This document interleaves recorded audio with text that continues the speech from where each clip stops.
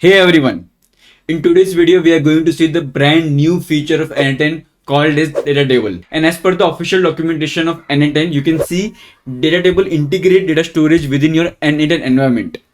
It helps in persisting data across workflow in the same project. So instead of going to any third-party application like Google Sheet, you can use datetable within your workflow. It also helps in storing marker to prevent duplicate run or control workflow trigger, reusing prompt or messages across the workflow. There are so many different features that datetable bring with it. So let's see how you can use the datetable. So for that, first of all, you need to be on 1.113 version, and this version won't be the latest version currently. As of date I am recording the video, current latest release of n8n is 1.112.6 over here, but to use the datetable you need to install 1.1130.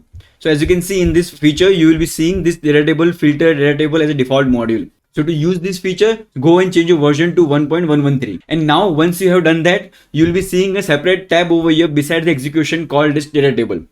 So in today's video, you will be seeing how you can use the datetable, speed comparison of datetable with the other database like Google Sheet or Airtable. And then we are going to see the pros and cons of datetable. So let's get started.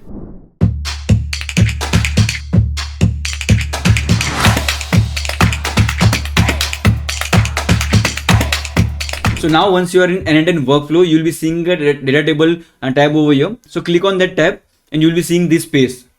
First of all, you won't be seeing anything over here. To create the table, you can come on the right hand side. You can click on the create data table and now you can name anything. So demo purpose, let's say test db. Okay. And now by default ID, created at and updated at will be already be there. So no need to worry about that. That will be managed automatically. Now, if you want to add the column, you can click on the add column and you can give any name. So in the type, there are only 4 types over here: string, number, boolean, and datetime. And there is no foreign key and different field you might be getting in other database. So in the type, there are only 4 types: string, number, boolean, and datetime. Okay. So this is how you can create the column. So now for the demo purpose of this video, so we'll be creating a use case where we'll be sharing the prompt library with all the workflow which have in our n8n instance. So now you might be knowing that you have the different workflow for the image generation. But to share a common system prompt, what we can do, we can create a prompt library as a database in the data table, and you can have the use case. You can create a column called as use case. You can name it anything. Like for me, I want one of the use cases image generation. Another use case could be kind of video generation or any other system prompt which you might be needing. And there will be a column called a system prompt. And this system prompt can be shared across each and every workflow. Why I'm using this and not the Google Sheet? So I have also prepared the Google Sheet over here. As you can see, I have the same column, ID, use case, and system prompt. I'll be showing you why you should use data table. Now, once we have the data table over here, so we can go to our n8n workflow. Now in this n8n workflow, you'll be seeing I have 3 nodes over here. Don't worry, I'll be showing you how does this node work. So now if you go to plus icon and if you search for data table, now we have a brand new data table. Again, they are saying it's in beta version. So don't use this in production until and unless you have a very small or minimal data to store in over here. Okay. And now if I open this, now we have these 7 actions over here. There is a delete row, there is a get row, if row exists, if row does not exist, insert row, update row, and upset row over here. Okay. And as you might be seeing, there is no trigger.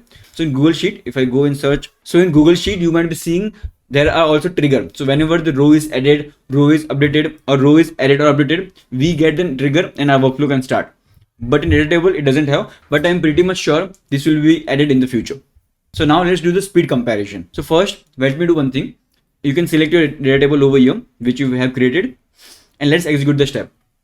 And we got the entry. Let's get the same entry from our Google Sheet over here. So let's come over here and make the execute the step, and you got the entry. Now I'll be giving you shocking information over here. Now if we come in the bottom part, if you see the time for the Google Sheet is 1.561 seconds to get the entry. Now if you see the data table, it's just 4 milliseconds. Now you're seeing the difference of the Google Sheet and the data table. Why it is so blazing fast? Because data table reside in your n8n instance, and so you don't have to hit any third-party API or any kind of a API to get the information.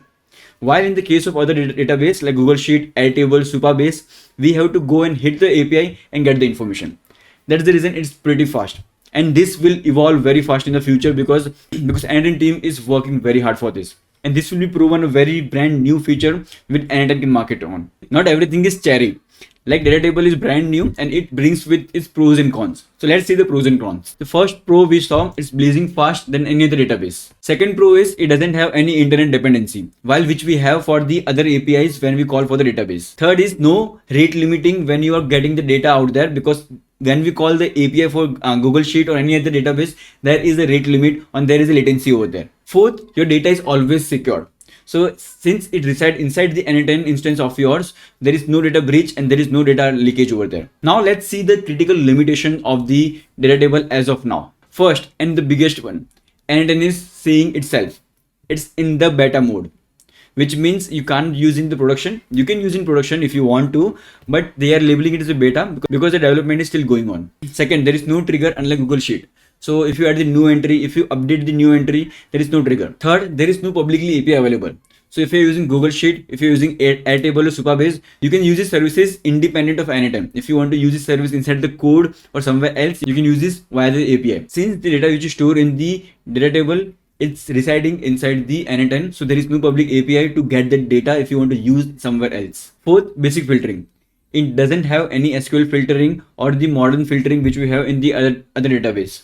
Also, it doesn't have any foreign key linking. So if you want to link to table using the one of the link ID, which is foreign key, you can't do it. Fifth, it has only single account access. The people who are there in your n8n instance can only see the data. No other person can see your data over there.